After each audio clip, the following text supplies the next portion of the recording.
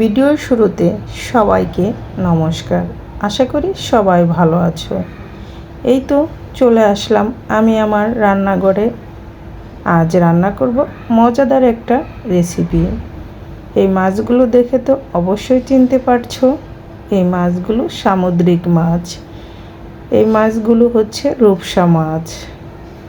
এই মাছ খেতে কিন্তু খুবই সুস্বাদু এবং এই মাছে কাটা পরিমাণ খুবই কম, শুধু পেটের অংশের দিকে একটু কাটা আছে। আর মাছগুলো অনেকটাই পুরু এবং শরীর ভর্তি মাংস। তাই তো মাছগুলো একটু এভাবে কেটে নিয়েছি যাতে মশলাগুলো ভিতরে ঢুকে যেতে পারে। এখন মাছগুলো হলুদ গুঁড়া, লবণ, স্বাদ মতো, মরিচ গুঁড়া দিয়ে ভালো করে মেখে আমি এখন তেলে একটু কড়া করে ভেজে নেব। এই মাছগুলো এভাবে ফ্রাই করে খেতে কিন্তু খুবই সুস্বাদু, কিন্তু আমি আজ ফ্রাই করব না। আজ এই মাছগুলো কিভাবে রান্না করি সেটা দেখতে হলে আমার সাথেই থাকো আর দেখতেই থাকো। তবে সামুদ্রিক মাছ, কিছু কিছু মাছ একটু কড়া করে ভেজে রান্না করলে কিন্তু খেতে খুবই সুস্বাদু। আমি মাছগুলো আস্তায় রেখেছি। আস্তে আস্তে মাছ আজ রান্না করব। এই তো দেখতে পাচ্ছ আমি মাছগুলো উল্টিয়ে পাল্টিয়ে দুই পাশই ভালো করে একটু ভেজে নেব। মাছগুলো ভাজা হয়ে গিয়েছে। এখন প্যান থেকে মাছগুলো তুলে নেব আর বাকি মাছগুলো সেমভাবে আমি ভেজে নেব। তবে এই মাছগুলো এভাবে একটু কেটে কেটে নিয়ে তারপরে মশলা মেখে অবশ্যই ভেজে নিতে হবে, তাহলে মাছে রান্না করার সময় মশলাগুলো মাছের ভিতরে চলে যাবে। মাছগুলো চুলা থেকে নামিয়ে নিয়েছি।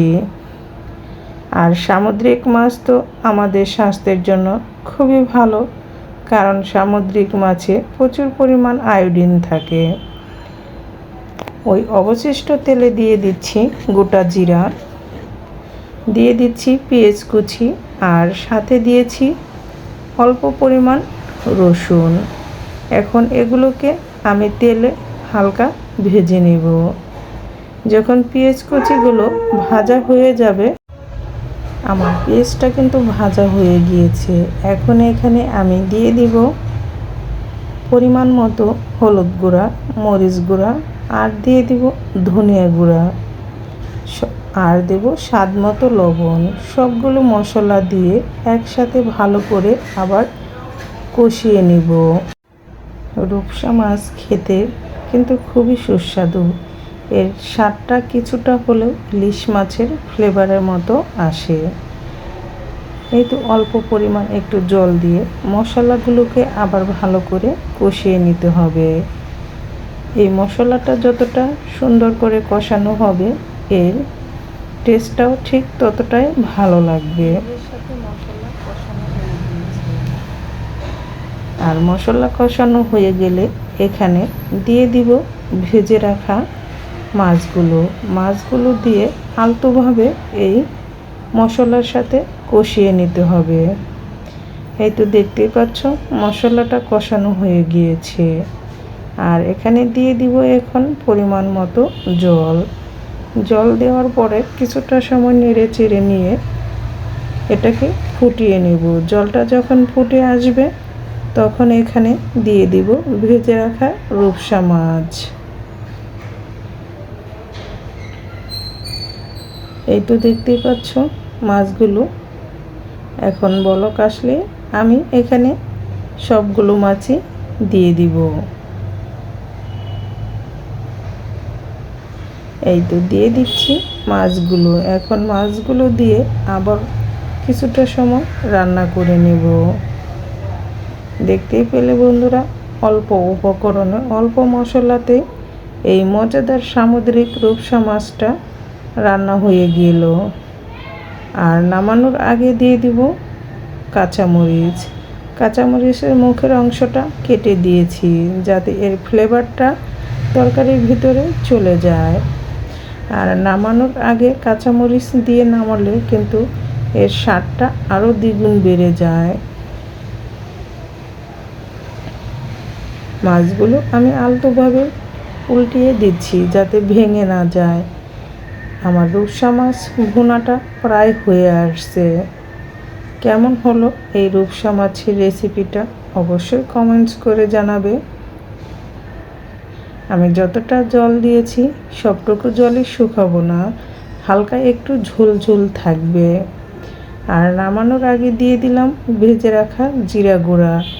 জিরা গুঁড়া দিয়ে আবার আলতোভাবে নেড়ে চেড়ে একটু মিক্সড করে দিচ্ছি। এরকম একটা রূপসা মাছের ভুনা হলে গরম গরম ভাতের সাথে আর কিছু লাগে না। ছোট থেকে বড় সবাই চেটেপুটে খাবে। যারা মাছ পছন্দ না করে এরকম ভুনা হলে ঠিক তারাও খেতে খুবই পছন্দ করবে। এই তো হয়ে গিয়েছে। এখন মাছগুলো আমি চুলা থেকে নামিয়ে নিচ্ছি। দেখতেই পাচ্ছ বন্ধুরা কতটা সুন্দর এবং ইয়াম্মি হয়েছে। যারা এখনও রূপসা মাছ খাওনি তারা একবার হলেও ট্রাই করে দেখো, খেতে কিন্তু অসম্ভব সুস্বাদু।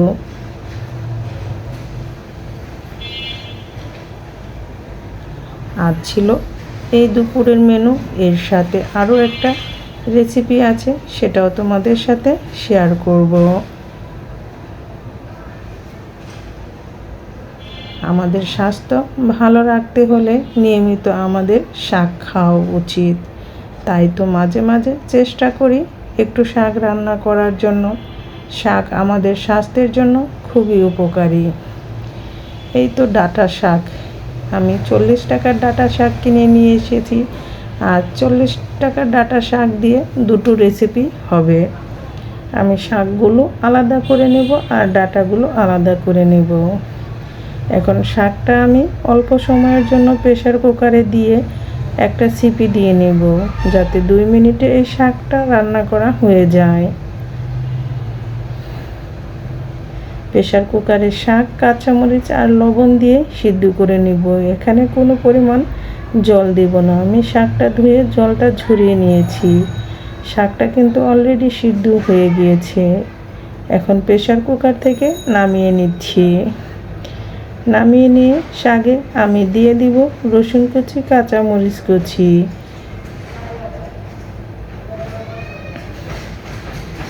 দেখতেই পাচ্ছ শাকটা সিদ্ধ হয়ে গিয়েছে। চুলায় প্যানটা বসিয়ে আমি এখানে পরিমাণ মতো তেল দিয়ে দিয়েছি রসুন কুচি আর শুকনো মরিচ কুচি দিয়ে, তারপরে শাকটা দিয়ে এভাবে নেড়ে চেড়ে চুলা থেকে নামিয়ে নিব। আমি যখন রসুন কুচিটা দিয়েছি, সরি বন্ধুরা, তখন আমি ক্যামেরাটা অন করতে ভুলে গিয়েছিলাম, তাই তো তোমাদের সাথে শেয়ার করতে পারিনি। শাকটা কিন্তু হয়ে গিয়েছে। এখন চুলা থেকে নামিয়ে নিলাম। কেমন হলো শাক ভাজি অবশ্যই কমেন্টস করে জানাবে। সবাই ভালো থেকো, সুস্থ থেকো। আবার দেখা হবে নতুন ভিডিওতে। নতুন ভিডিও দেখার আমন্ত্রণ দিয়ে আজকের ভিডিওটি এখানেই শেষ করছি। সবার সুস্থতা কামনা করে আমিও বিদায় নিলাম। আবার আসবো তোমাদের মাঝে নতুন ভিডিও নিয়ে। সেই পর্যন্ত সবার সুস্থতা কামনা করে টাটা, বাই বাই।